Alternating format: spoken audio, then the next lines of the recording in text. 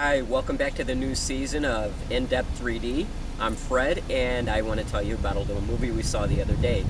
Carmen, Carmen the Opera in 3D.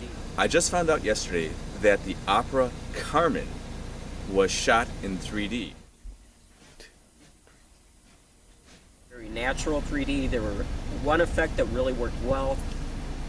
There was a celebratory scene where flower petals were being thrown. It did look like it was coming out in the audience. Also a scene where some children were reaching out towards the audience that was really cool.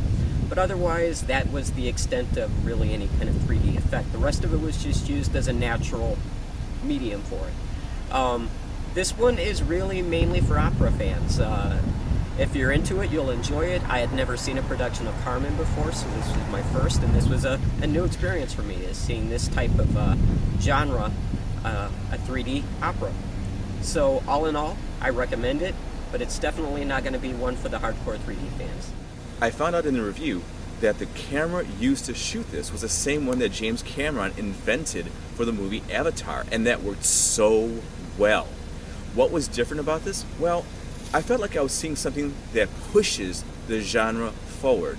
In other words, who's gonna go see an opera in 3D? Who would be the audience? Well, that's kind of like answering the same question as when Prince wrote a score for the Joffrey Ballet Chicago and presented it at Lyric Opera. Lots of people can be interested in seeing. If you don't understand the French language for opera, well, the subtitles will help you.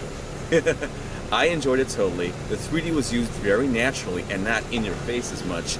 And you could tell that the actors were well placed because they popped up naturally like cardboard pop-ups. Carmen is in limited screenings and is not available at every theater.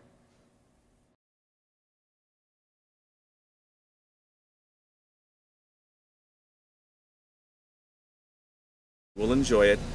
It's colorful, it's well For performed. 3D fans. Thanks.